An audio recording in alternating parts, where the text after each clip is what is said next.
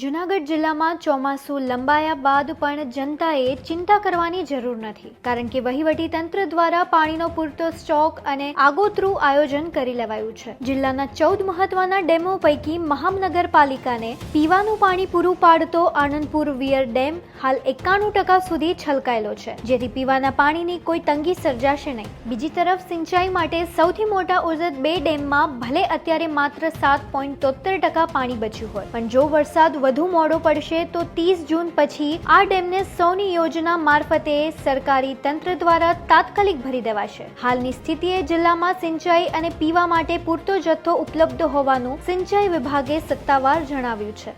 આ વિભાગ હેઠળ આવતા જૂનાગઢના 14 ડેમો પૈકી જૂનાગઢનો સૌથી મોટો એવો ડેમ ઓઝત 2 ડેમ, જે હાલની સ્થિતિએ કુલ 7.73% જેવો ભરેલો છે. ત્યારબાદ બીજો સૌથી મહત્વપૂર્ણ એવો ડેમ આનંદપુર વિયર જે છે, જેમાંથી જૂનાગઢ મહાનગરપાલિકા પીવાના પાણી જે છે એ ઓફટેક કરે છે, એ 91% જેવો ભરેલો છે. ઓઝત 2 ડેમ જે છે એમાંથી પીવાનું પાણી ચોમાસું લંબાય તો પણ પર્યાપ્ત માત્રામાં ઉપલબ્ધ છે. ઉપરાંત જો ચોમાસું ધાર્યા કરતાં વધારે લંબાય તો આ ડેમ જે છે એ સૌની યોજના સાથે જોડાણ ધરાવે છે, જેના કારણે 30 જૂન પછી આ ડેમ જે છે સૌની યોજના મારફત પણ ભરી શકાશે જો ચોમાસું લંબાય છે તો. હાલની સ્થિતિએ તમામ ડેમોમાંથી સિંચાઈ પૂરું કરી આપવામાં આવે છે. ઉપરાંત પીવાના પાણી પણ જરૂરિયાત પૂરતું ઉપલબ્ધ છે, કે જેથી કરી અને ચોમાસું લંબાય તો વહીવટીતંત્ર દ્વારા સંપૂર્ણપણે આયોજન છે.